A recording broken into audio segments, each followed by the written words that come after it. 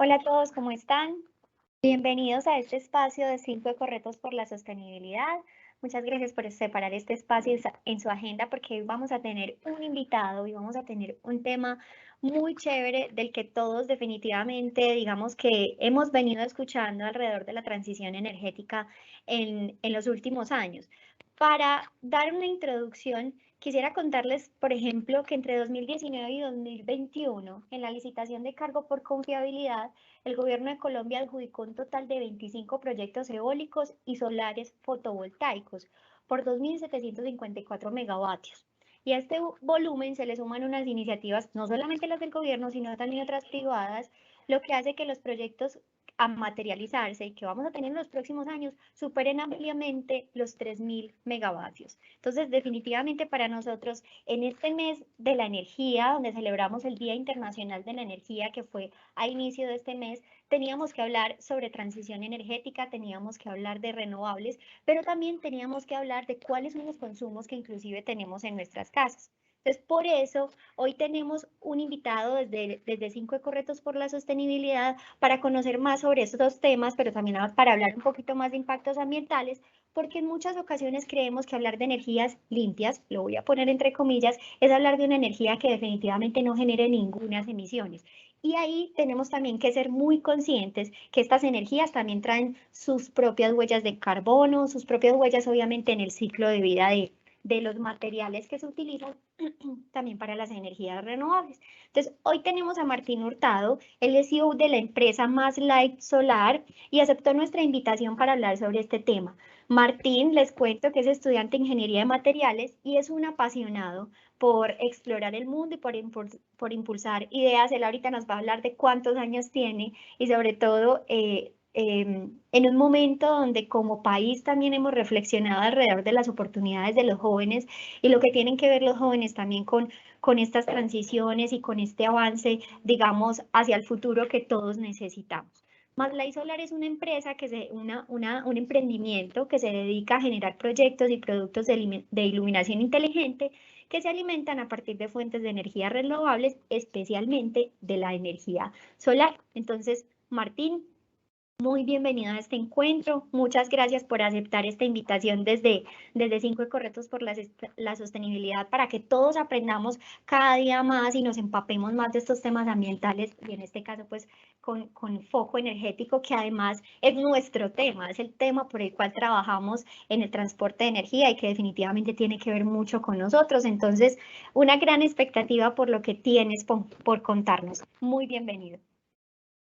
Sí, buenos días a todos, espero que se encuentren muy bien y bueno, agradecido por que me inviten a ese espacio y pues que me permitan contar un poco más acerca de estos ítems, acerca de estos temas que son muy interesantes y yo creo que no son ajenos a lo que vivimos, pues a lo que hacemos a diario, pero que a veces no tenemos en cuenta, ¿cierto?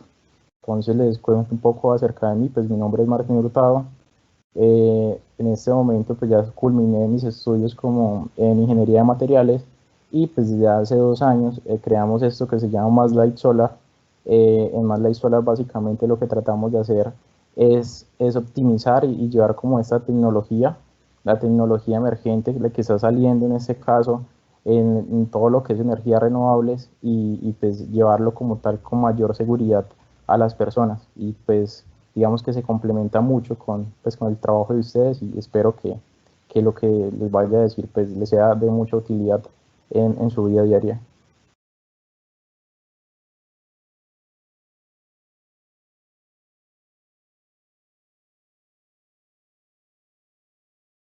Bueno, y mientras Martín nos comparte pantalla, Martín, nos vas a hablar ahorita un poco de etiqueta energética, que es una cosa que deberíamos conocer todos los colombianos y de lo que deberíamos estar supremamente empapados, pero ahorita quisiera que cuando llegaras ahí nos contaras un poco la historia de cómo nace Más Light, porque nos pareció supremamente curioso, porque regularmente uno cree que, por ejemplo, cuando uno va a comprar un bombillo y dice que es de 5 vatios, uno lo cree, ¿cierto? Y me gustaría que de pronto también habláramos ahorita un poquito sobre esa publicidad engañosa y bueno, que fue parte como del inicio de ustedes. Sí, claro. Sí, claro. De hecho, parte de la creación de la empresa es exactamente esa cosa de estar cansados porque siempre nos venden lo que no es, ¿cierto? A veces vamos, compramos algo, nos dicen que es de esta manera y resulta que al final no es así, ¿cierto? Entonces, en ese proceso lo que hemos tratado es de verificar y mejorar las tecnologías, digamos, muchas de las tecnologías que ya existen, tratarla de mejorar a nuestra manera, de que sea una manera más eficiente, que tenga un consumo más eficiente, de que en realidad se entreguen las características que sí debería tener para las personas.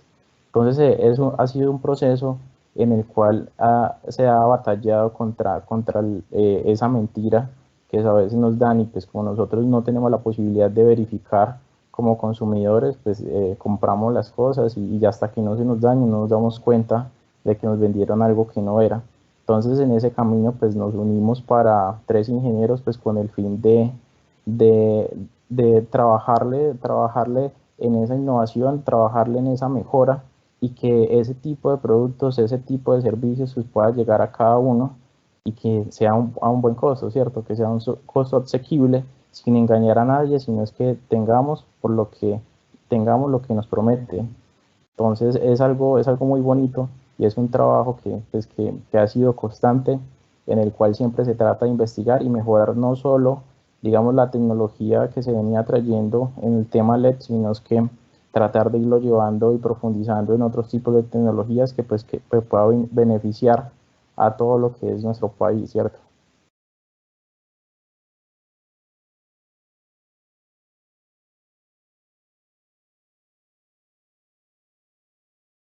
Eh, Perdón, ¿me escuchan? Sí, Martín, te estamos escuchando. Listo, entonces no sé si vamos ya como un poco más, yo no sé si ya centraron mi presentación, Sí, entonces la estamos viendo. para que le, bueno, entonces como para darle un inicio a esa presentación, básicamente hay muchos de las formas como utilizamos la energía a diario, pero que no nos damos cuenta que la estamos usando mal, ¿cierto?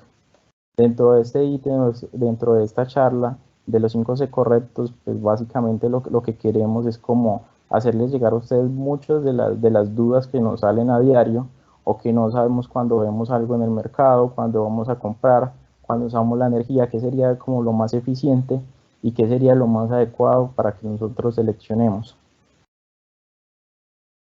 Entonces, para iniciar y darle como una introducción a esto, yo creo que es necesario hablar un poco de cómo se genera la energía, ¿cierto? Para nosotros la energía llega a nuestras casas, pero ¿y qué pasa antes de eso, ¿cierto? Aquí en Colombia tenemos varias formas de producir energía. Dentro de esas la principal es la energía hidroeléctrica, ¿cierto? También tenemos lo que son sistemas eólicos, pero eso se ve más que todo en la zona de La Guajira, ya que los sistemas eólicos solo trabajan en algunas partes en las cuales hay un buen caudal de viento. Dentro de las formas de producir energía también se tiene energía nuclear, energía gas, carbón, biomasa. ¿Cuál es la diferencia de cada uno de estos tipos de energía, cómo se genera? Cada una tiene su impacto en el medio ambiente a pesar de que se trate de diferente manera. Por lo menos en la energía hidroeléctrica tenemos que uno de los grandes problemas es que se tienen que ajustar el ecosistema por el cual va el agua, o digamos que el camino por el que va el agua, para generar digamos que esas corrientes altas de caída de agua y que pues, nos permita generar energía, ¿cierto? Dentro de ese proceso de la energía hidroeléctrica se tienen problemas con el ecosistema, en el cual se cambia el ecosistema del que normalmente estaba en su forma natural, y dentro de este proceso digamos que migran hacia otros lugares los animales o en su defecto algunos mueren en ese proceso. También tenemos lo que sería la energía, la energía térmica que se produce a partir de carbón. Este tipo de energía pues tiene el problema que ya que se están generando emisiones, pues vamos a tener un calentamiento, bueno, vamos a generar estos efectos de gases invernaderos y también vamos a estar produciendo gran cantidad de dióxido de carbono. De hecho, una de las grandes alternativas en este momento y que tienen muchos países, digamos, europeos que no cuentan con los mismos recursos naturales que contamos en nuestro país es la energía nuclear. ya que a partir de fuentes muy pequeñas se pueden producir grandes cantidades de energía, pero uno de los problemas es los desechos, estos desechos radiactivos que se producen en este proceso. Entonces, las formas como se han venido generando energía, pues cada vez tratan de ser un poco más responsables, tratan de ir mejorando, y por esa razón, digamos que vamos como en esa transición hacia el tipo de energías renovables, pues sin dejar, digamos, también algunas de las energías tradicionales, ¿cierto?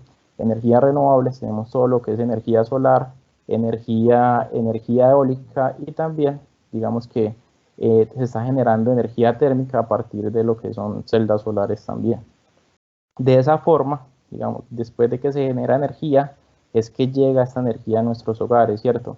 Llega para nuestros vehículos, el que tenga vehículos eléctricos, llega a alimentar nuestras viviendas, alimentar las calles, y esa energía, pues, dependiendo de cómo se genere, como hablábamos anteriormente, pues nos va a producir efectos de gas invernadero, calentamiento global, pues baja calidad del aire, sequías e inundaciones, ¿cierto? En muchos de los casos, cuando se ha trabajado o en ese proceso, digamos, que se establezca o se estabilice la forma como se genera energía, siempre se va a tratar como de reducir estos diferentes parámetros que pueden ser un resultado, pues, de un mal tratamiento o una mala extracción como tal de la energía. Acá viene una pregunta que normalmente nos gusta hacer, es que sabías que puedes ahorrar el 25% de las facturas de electricidad implementando un programa de eficiencia energética. La palabra eficiencia energética es una palabra que se ha puesto muy de moda, que básicamente traduce es cómo yo uso mi energía, ¿cierto? A veces pensamos que economizar es dejar de utilizar energía, pero en realidad economizar es ser consciente de yo cómo utilizo la energía. No es lo mismo yo decir, bueno, coloqué un bombillo ahorrador y lo dejo prendido toda la noche porque disminuí, digamos, que la potencia que tenía o el consumo que tenía, pero le puedo dejar encendido toda la noche, en realidad usarlo cuando lo necesito, ¿cierto?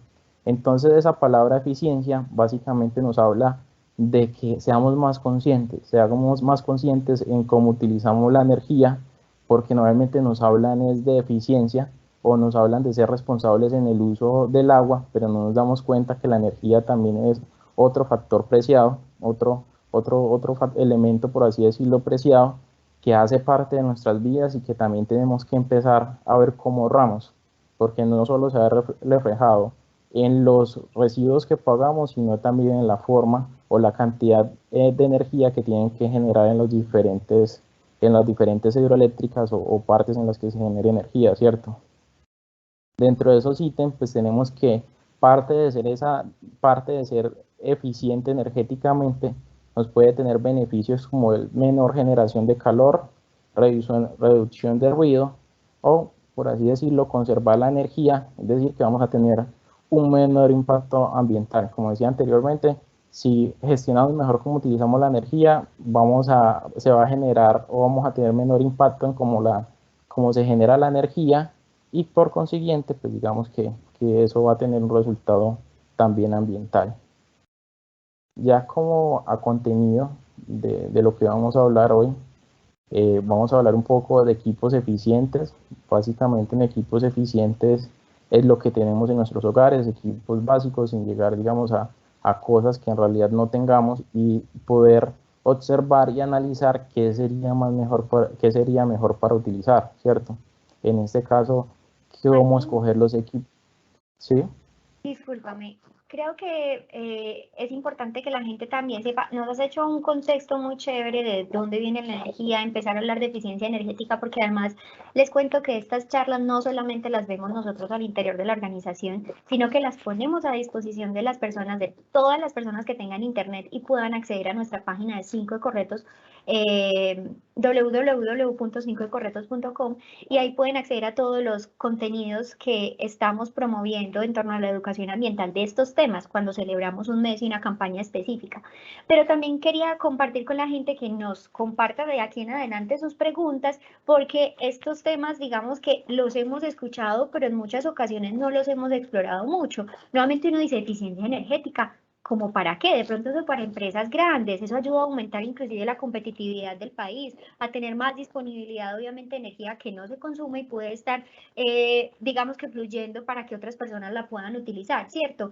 Pero en la casa uno no se hace esas preguntas más allá de cambiar a veces los bombillos. Entonces, sería muy chévere que nos comparta sus preguntas a través del chat. Yo de pronto te voy a estar interrumpiendo cuando haya algunas para que nos vayas contando y nos las vayas contestando. Sí, perfecto, perfecto.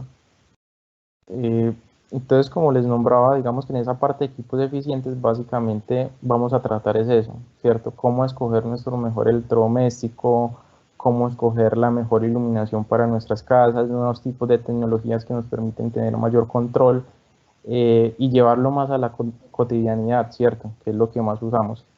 Casas inteligentes, monitoreo y control, también como se conoce como sistemas IoT, Internet de las Cosas, y también, digamos que mayor reducción del impacto, ¿cierto? ¿Cómo podemos llegar desde la producción energética o desde las fuentes de energía renovables nuevas, cómo podemos reducir ese impacto y también entregar nuestro pedacito, por así decirlo, a este proceso de descontaminación o a este proceso, por así decirlo, de reducción de consumos energéticos? Entonces, para iniciar, se trata de un tema que es algo muy cotidiano para todos, ¿cierto? Que es desde el tema de la iluminación. Normalmente en nuestras viviendas tenemos diferentes tipos de iluminación y pues los que conocen acá se ha llevado como una transferencia o se ha ido como convirtiendo en diferentes tipos de tecnologías cada año más en las cuales siempre tratamos de ahorrar, ¿cierto? Hace algunos años se tenía la tipo de tecnología que eran bombillos incandescentes. ¿A quien no le tocó los bombillos incandescentes que eran los que iluminaban así como amarillito, se calentaban, que cuando se dañaban no lo bajaba y básicamente casi que lo agitaba uno para ver si sonaba, ¿cierto? Ese tipo de bombillos pues tenían el problema que se calentaban y fuera de eso que tenían altos consumos. Después de esos bombillos incandescentes, digamos que llegó la tecnología de bombillos halógenos. En ese caso, esos bombillos halógenos, pues ya no teníamos como la oportunidad de ver si se había dañado agitándolo, sino es que ya dejaba de funcionar. Pero también dentro de ese bombillo halógeno tenía el problema que se calentaba. ¿Quién no se acuerda que cuando se dañaba un bombillo de esos tocaba que tomar como un trapo y casi que desenroscar el bombillo porque tomar el bombillo digamos que con las manos en limpio, lo iba a quemar a uno?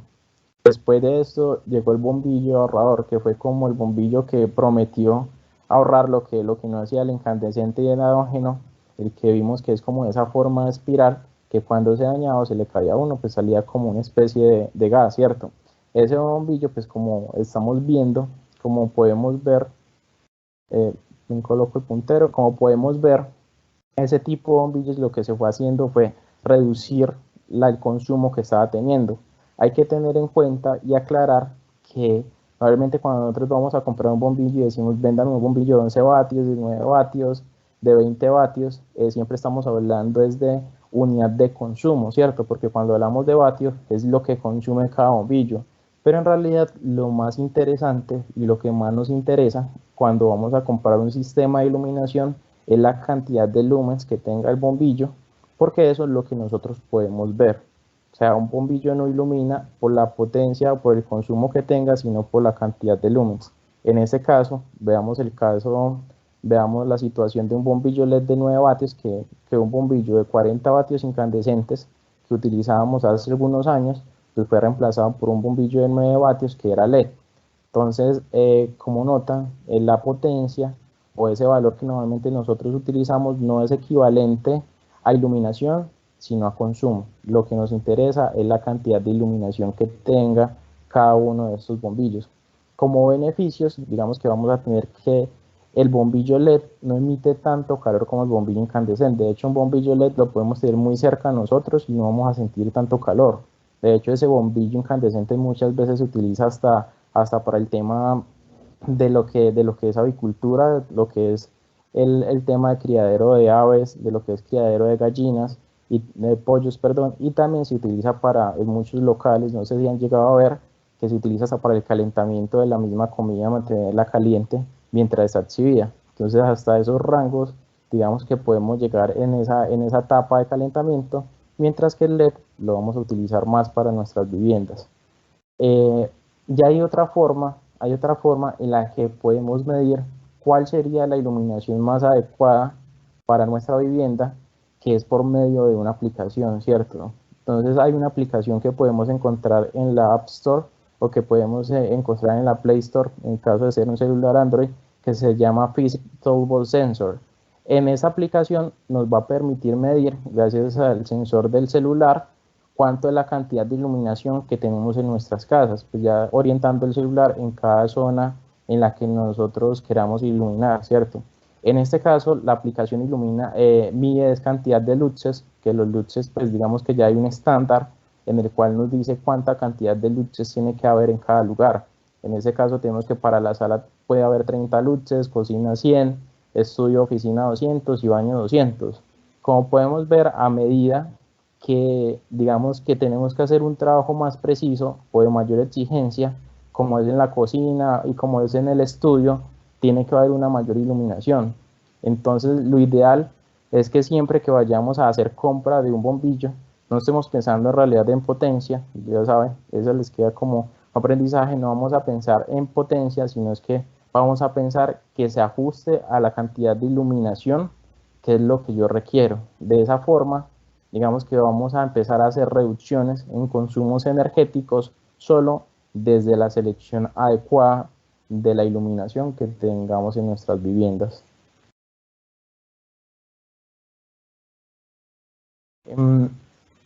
Ya digamos que cuando vamos a hacer compra de un equipo, lo que sea nevera, lo que es televisor, lo que es lavadora, aire acondicionado, que de hecho el aire acondicionado se utiliza en muchas partes de Colombia, nomás en Medellín, si vamos de Medellín a Santa Fe, Antioquia, nos damos cuenta que en Santa Fe, Antioquia, se utiliza mucho aire acondicionado por el calor.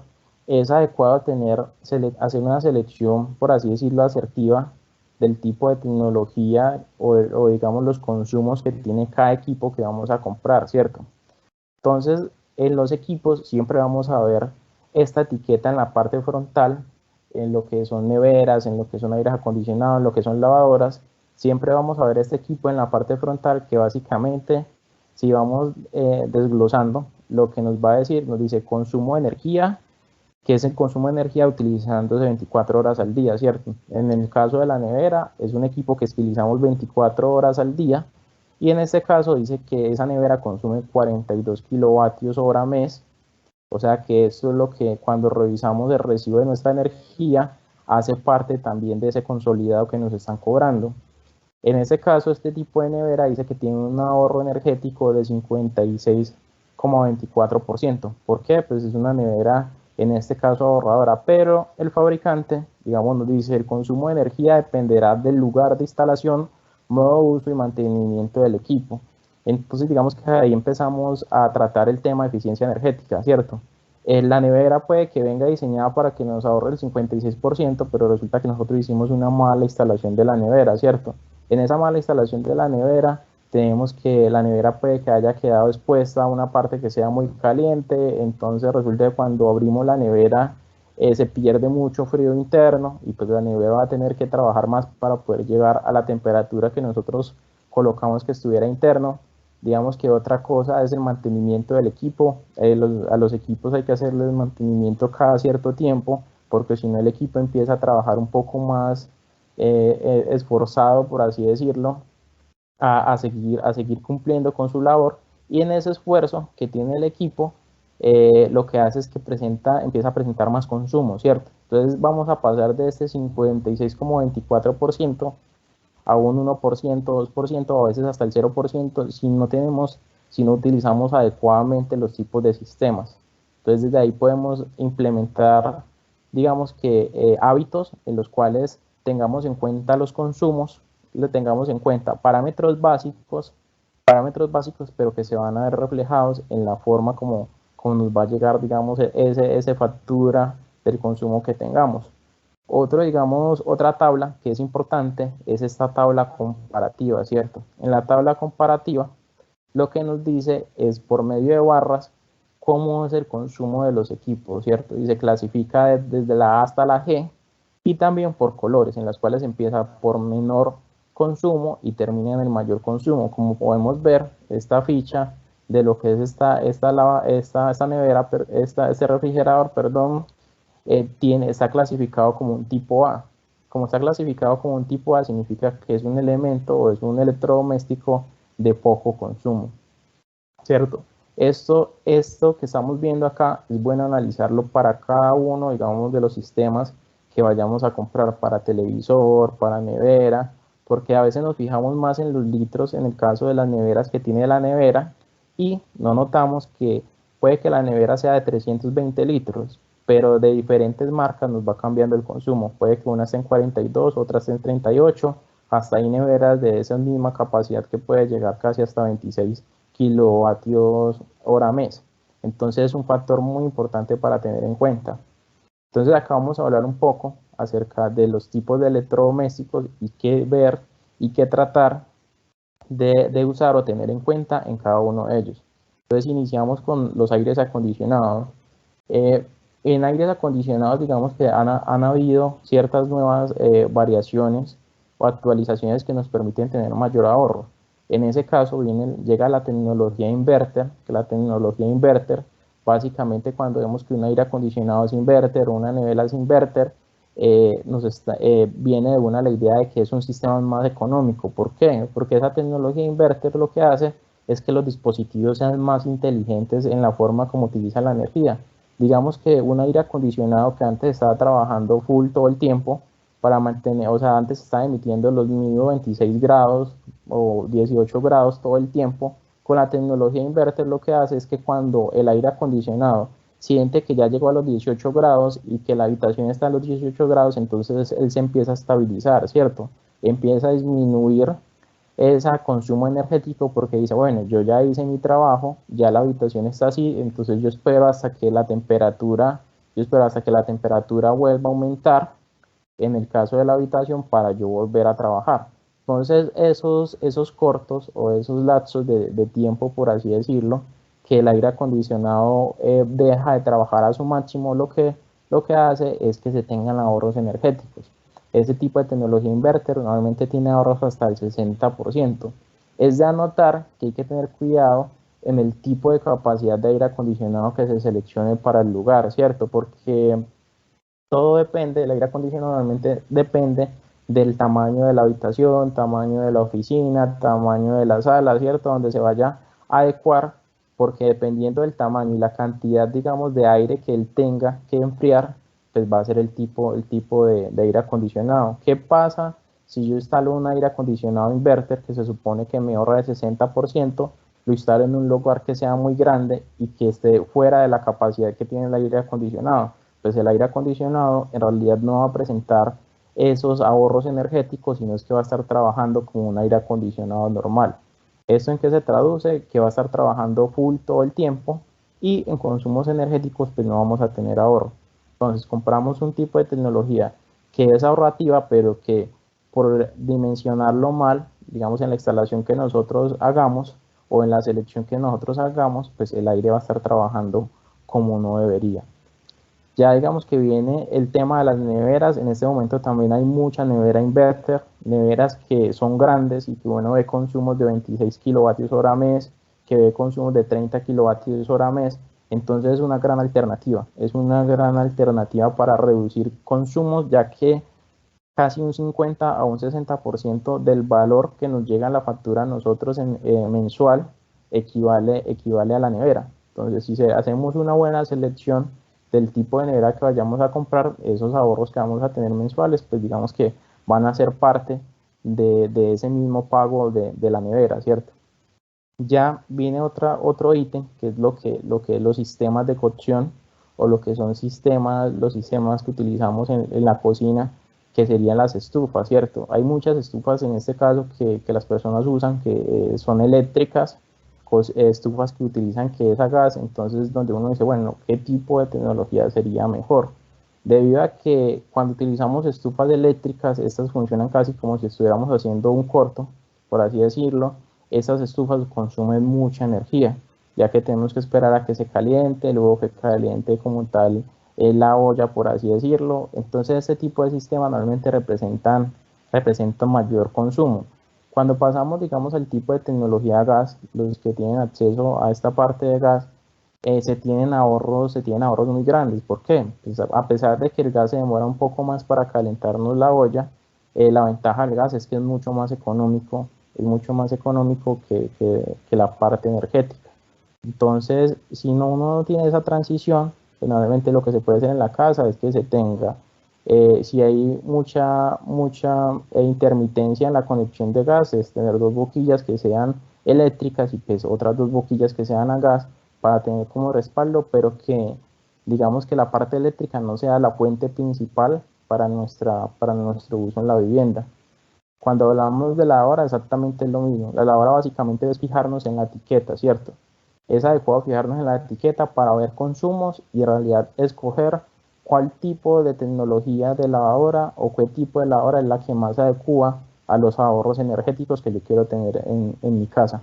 Esta etiqueta es obligatoria para todos los electrodomésticos que nosotros compremos.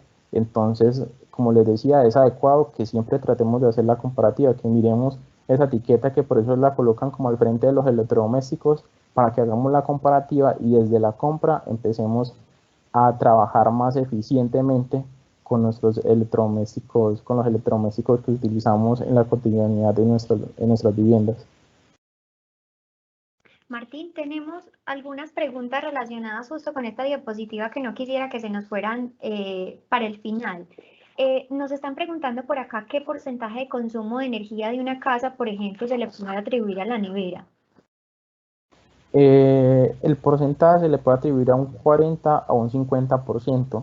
Depende mucho del costo que nos llega a nosotros la energía. Digamos que si en la vivienda solo tenemos los componentes básicos como lo que es computador, tenemos la licuadora, la lavadora, tenemos los bombillos, el televisor. Si tenemos estos componentes básicos en nuestra vivienda, estamos hablando que la nevera está consumiendo casi un 50% de lo que nos llega a nosotros el recibo mensual. Entonces, por eso decía que es muy importante hacer una buena selección de la nevera, porque lo que tenemos en la vivienda, Está todo el de lo tiempo que tenemos, conectado. eso, o sea, lo que tenemos en la vivienda, lo que mantiene mayor tiempo conectado es la nevera. Está conectado 24 horas, entonces es uno de los electrodomésticos que más consumo o que más tiempo está conectado en lo que nosotros utilizamos en nuestras casas. De acuerdo. Y hay otra que me parece muy chévere, que nos servirá mucho a todos, y es que en nuestros hogares cada vez utilizamos más las freidoras de aire. Y esta persona nos dice que ha escuchado que esta consume mucha energía. ¿Qué tan cierto es esto o no? De hecho, tiene razón, porque de hecho una freidora de aire básicamente lo que hace es cuando estamos hablando de la estufa eléctrica, ¿cierto? Entonces, una freidora del aire lo que tiene es como la misma resistencia, como la misma fuente de operación que tiene una estufa eléctrica, pero también tiene, por así decirlo, casi como un ventilador pequeño, un extractor. Entonces, en la combinación de estas dos, lo que hace es que ese calor que se produce por ese calentamiento, pues digamos que se emite en forma de aire. Entonces al final es como si tuviéramos una estufa eléctrica, pero que le cambiáramos como en la forma en la que estamos como cocinando las cosas. Entonces también hay que tener cuidado como con eso. O sea, en realidad ver cuándo es más adecuado cocinar en la Free Fire, cuándo es más adecuado cocinar en esta freidora a aire, por así decirlo, y cuánto en realidad es más adecuado seguir utilizando la estufa, ¿no?, de nosotros, la convencional, ¿cierto? Entonces sí es algo muy cierto. Sí, y también, bueno, estamos conversando también desde Cinco Corretos con Equilibra tu Energía, con Talento, para poder también hacer de pronto unas charlas y unos cursos relacionados con preparación de alimentos, y queremos desmitificar también varias cosas relacionadas con el air fryer, que definitivamente uno piensa a veces que cocina más saludable, pero no siempre. No porque no se utilice aceite, definitivamente estamos sacándole el mayor provecho a los alimentos y sobre todo a aquellos que deberíamos comer inclusive más crudos. Entonces ahí les dejo como esa puntadita que es parte de lo que venimos a trabajando. Hay también una última pregunta ya para poderte dejar seguir con las otras diapositivas porque está muy chévere el tema y es, ¿qué pasa con los calefactores? ¿También consumen mucha energía o no? También, o sea, es que depende, y en ese caso, digamos que digamos ese tipo de elementos funcionan de la misma forma, ¿cierto? Todo lo que en ese caso veamos que tenga que calentar o Que tenga tengan, o ten- resistencia. que tenga resistencias, todo este tipo de elementos, digamos que van a tener alto consumo. De hecho, en muchos países de Europa no utilizan este tipo de elementos, sino es que utilizan calefacciones con agua caliente, ¿cierto? Utilizan el agua caliente o también utilizan ese tipo, digamos, de calefacciones o calentadores de agua, lo utilizan que sean a gas. Entonces eso se puede ver nomás en la forma cuando nosotros nos instalan cuando instalan esos calentadores en nuestras casas, vemos que la forma de la conexión, si es ese que se coloca solo como en la puntica de la salida del agua, el cable que se utiliza hasta es un poco más grueso que muchas veces el cable que se utiliza en sistemas de iluminación o algo así, porque la exigencia, o sea, la energía que consume o la energía que tiene que pasar por ahí para que calentemos agua es muy grande, ¿cierto? Entonces tenemos que tener en cuenta que hagan la cuenta, si ustedes van a calentar agua a gas, digamos que en una olla, ustedes se dan cuenta que siempre se demora, siempre se hace como esa transición, que se empieza a calentar el agua, está tibia y ya luego quedan caliente. Entonces mire que siempre toma tiempo. Ahora imagínense la cantidad de energía que tiene que gastar uno de esos calentadores para poder casi que calentar el agua inmediatamente a medida que vaya saliendo. Entonces sí es algo muy cierto. En realidad, si también en ese caso pudieran utilizar calentadores a gas, sería mucho mejor porque Ujú. esos calentadores podríamos aumentar casi un 20 o un 30% el consumo que tendríamos en nuestros hogares, dependiendo pues de la cantidad de veces que nos vayamos en el día, ¿cierto? Ok, super Martín. Nos quedan más o menos unos 15 minuticos y vas a hablar de algo muy chévere para todos, que es ya energías renovables y lo que ustedes hacen. Entonces, sigamos avanzando y al final entonces seguimos con las otras preguntas. Perfecto. Acá me faltaba un tema antes de pasar a energías renovables, que era el sistema de monitoreo de casas inteligentes, ¿cierto? En ese caso, lo que se ha tratado con los años es tratar de hacer todo más eficiente y tratar también de facilitar como tal la vida de las personas. En esto, digamos que se tienen sistemas de monitoreo y control que nos permiten hacer encendido y apagado de los diferentes lugares de nuestra vivienda sin necesidad de irnos hasta cada punto y encender o apagar el switch, ¿cierto? Que es como lo cotidiano que hacemos. En ese caso se aplica el Internet de las Cosas. El Internet de las Cosas básicamente es controlar todo mediante Internet. Este Internet de las Cosas pues va relacionado muchas veces con diferentes elementos que se instalan en nuestra vivienda y que se pueden controlar desde el celular. Entonces podríamos encender las luces de la cocina solo de nuestro celular, las luces de la sala, o en muchas ocasiones aquí nos lo ha pasado que salió de la casa, no se recuerda si dejó la plancha encendida, entonces como no se recuerda si dejó la plancha encendida, se devuelve o sencillamente la plancha se queda todo el día ahí pues corriendo riesgo y consumiendo energía también. Entonces por medio del Internet de las cosas podemos tener y saber si algo se quedó conectado y pues deshabilitar como tal esas conexiones desde nuestro celular sin tener que regresarnos a nuestra casa. De hecho hay una plataforma que se llama Alexa que junto con este Internet de las Cosas, junto a los diferentes dispositivos que se implementan en la vivienda para hacerla inteligente, Alexa pues básicamente sigue como tal los comandos que uno les dé. Entonces uno le dice a Alexa, enciéndeme las luces de la casa, Alexa enciende todas las luces de la casa, enciéndeme la luz de la cocina, enciéndeme el televisor, colócame la radio. Entonces son sistemas que son muy inteligentes, ¿cierto? Igualmente, cuando uno va a acostarse a dormir, uno le dice Alexa, buenas noches, y ese sistema inmediatamente apaga todas las que son las luces de la casa, porque pues sabe que digamos que ya se va a entrar como nosotros vamos a entrar como en ese proceso de invernación, vamos a dormir, entonces no vamos a utilizar energía hasta el siguiente día. hay una cosa muy importante que se está utilizando mucho, que es los ciclos circadianos, que es lo que vemos en la parte inferior. Esos ciclos circadianos, lo interesante es que controlan la iluminación de nuestras viviendas, la iluminación de las oficinas y de muchos otros lugares, dependiendo de la hora. No sé a quién le ha pasado que se monta en un avión y se da cuenta que desde que suben un avión colocan un tipo de iluminación, y a medida que van pasando como el diferente tiempo, por así decirlo, el avión despegó, cambian la iluminación, en el aire cambian la iluminación y cuando aterrizamos vuelven a cambiar la iluminación, ¿cierto? Este cambio de la iluminación se hace con el fin de esforzar menos nuestra vista, ¿cierto? Y hacer más agradable, hacer más agradable como tal los ambientes.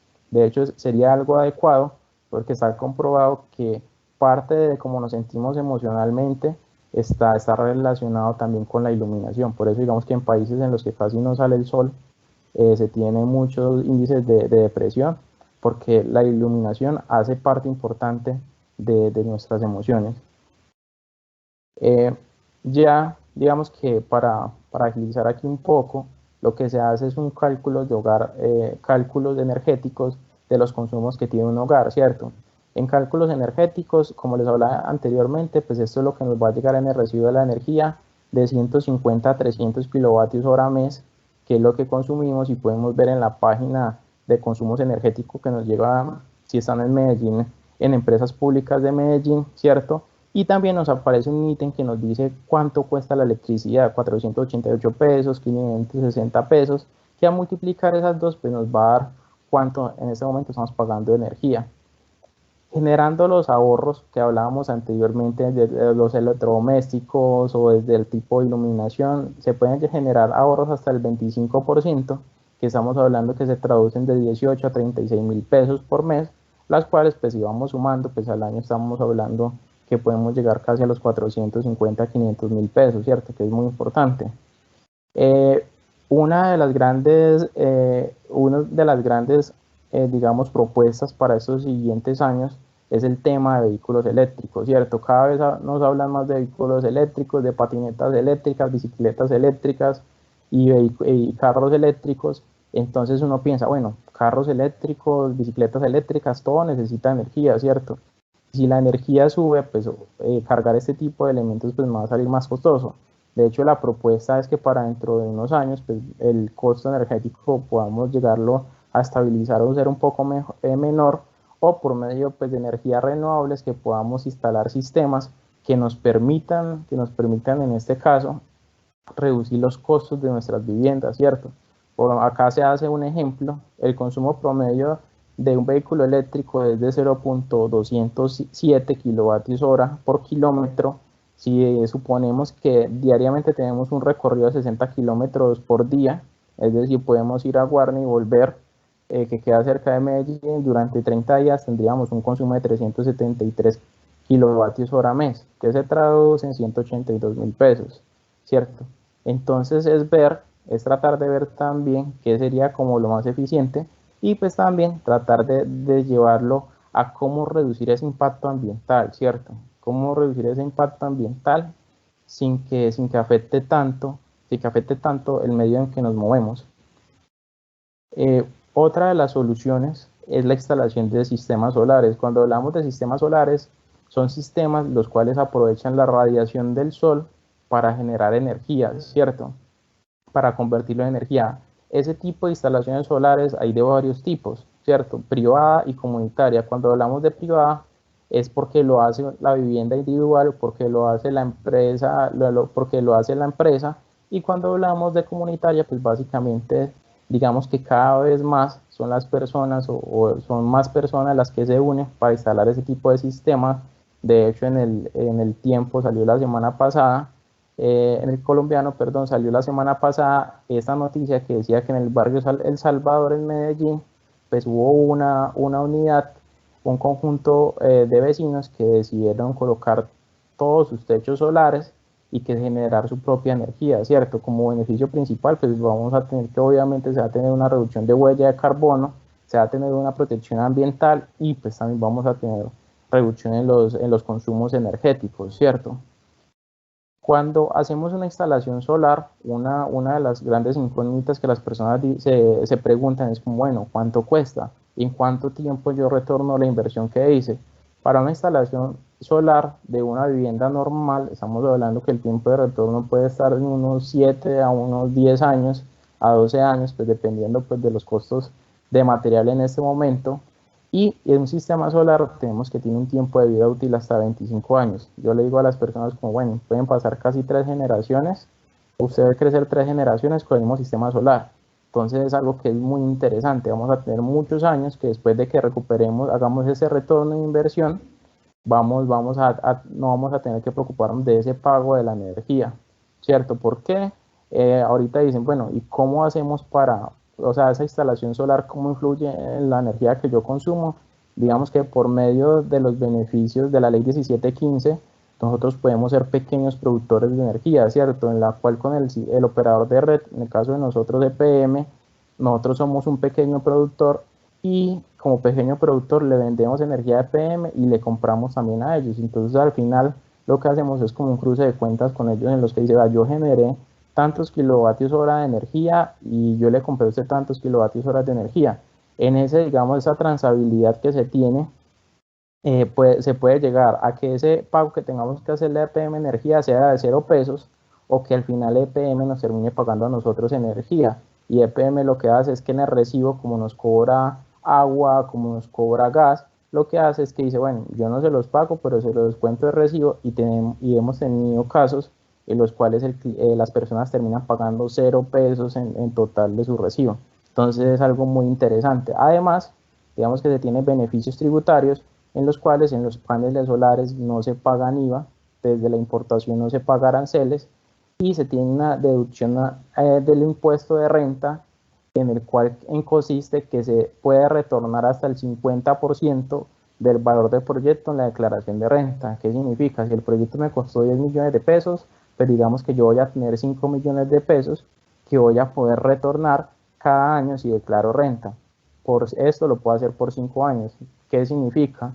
Que si yo declaro, que si yo tengo que pagar anualmente 500.000 pesos en declaración de renta, pues tengo 5 millones que puedo redimir durante 5 años para poder amortiguar como tal esos costos. Ya digamos que hay otro tipo de instalaciones, que son instalaciones o tipos de tecnologías como son las tejas solares, que cada vez lo que se hace es tratar de implementar estas formas de generación de energía a lo cotidiano, a lo que usamos. Entonces en estos casos se reemplazan los vidrios de los edificios, se reemplazan por celdas solares transparentes, o en el caso de las viviendas se cambia como tal los techos a tejas solares. Y uno, digamos, de las cosas que hay que tener pendientes o que hay que estar muy atentos a la hora de que decidamos hacer una instalación solar es el manejo de sombra, ¿cierto? ¿Por qué? Acá vamos a ver un video, perdón, acá vamos a ver un video, eh, eh, no me funciona.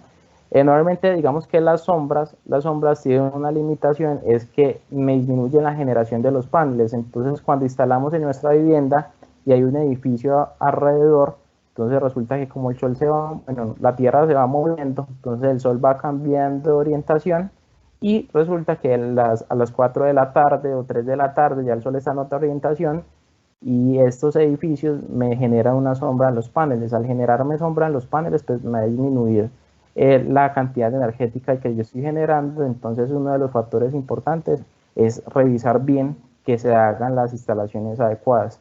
Ya digamos que un poco más pues, de lo que se ha realizado son cambios de iluminación. La ventaja, digamos, de utilizar este tipo de energías renovables que también se puede utilizar en sistemas de iluminación independientes, autónomos, que permite llevar a zonas no comunicadas, intercomunicadas por la red, las cuales no hay red eléctrica, se puede llevar iluminación, que hoy en día es casi uno como de los derechos básicos también que tienen las personas, poder tener iluminación en sus viviendas, poder tener iluminación en sus calles, porque eso pues les da más seguridad y pues también permite tener una mayor vida nocturna, por así decirlo, para muchas personas y mejorar su calidad de vida. Martín, Ya.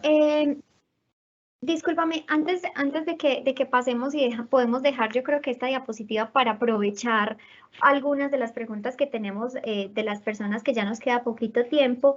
Hay alguien que nos está haciendo una pregunta relacionada con los paneles solares y lo que nos mostrabas ahorita de El Salvador, y es si en la casa de una persona fuera viable instalar paneles solares para producir su propia energía, ¿por dónde podrían arrancar?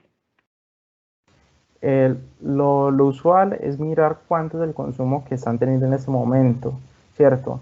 De hecho, en el recibo de la energía te llega como una especie de barras en las cuales te explica, te dice cuál ha sido el consumo mensual que vos tenés y cuál es el promedio, ¿cierto?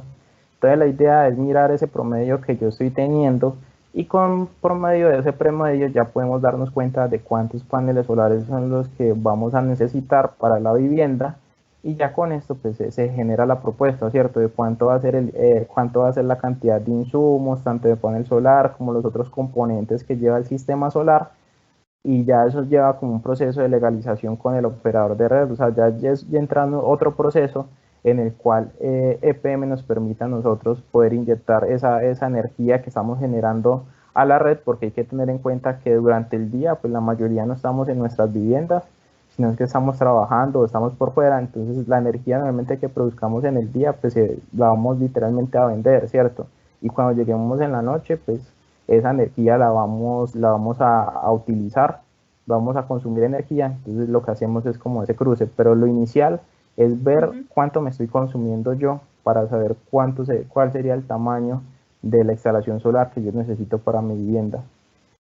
Martín, me gustaría que nos mostraras tu cara un momentico para estar en esta fase de preguntas, porque hay otras en las que nos gustaría verte. Yo quisiera mencionarles como experiencia propia, por ejemplo, que cuando yo me pasé a mi casa a vivir en el campo y empecé también a imaginarme un sistema solar para el abastecimiento de mi casa, yo no tenía un recibo.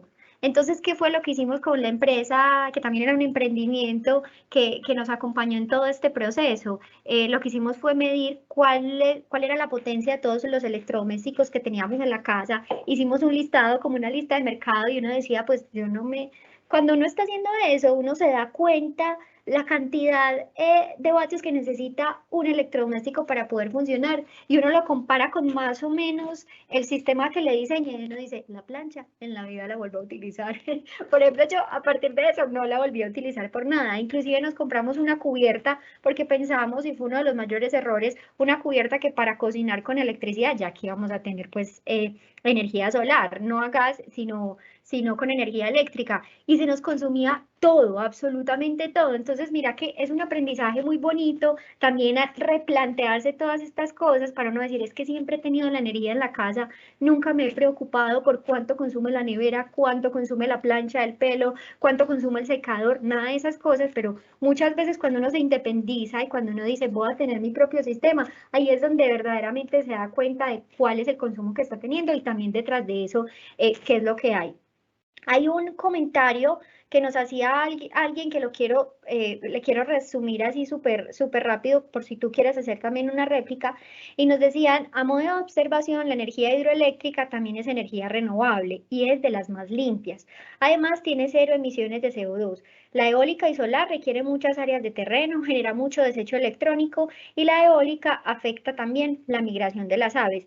Digamos que el comentario es supremamente pertinente, aunque hay algunas cosas que estamos desconociendo. Por ejemplo, los sedimentos que generan las hidroeléctricas, también el gas metano que se produce obviamente con el almacenamiento y con la inundación, obviamente, y todo lo que queda ahí, y que también hay un tema social bien importante de trabajar con las comunidades aledañas a esos grandes proyectos, que aunque sean por ejemplo, PSH, que son las pequeñas hidroeléctricas, también entran a intervenir esos ecosistemas y entran a intervenir también como todas esas relaciones sociales que hay alrededor de las hidroeléctricas. Entonces es algo que también hay que considerar. Y no sé si nos cuentas así de una manera súper rápida, porque la gente también piensa que los paneles solares son supremamente limpios, pero tienen un montón de materiales raros, también de los que se componen, que son sacados inclusive de muchos lugares muy remotos en el mundo que a veces no se hacen de la mejor manera, como por ejemplo se hace también para los celulares el cobalto y todo lo que hay alrededor, por ejemplo, en este momento de la guerra del cobalto,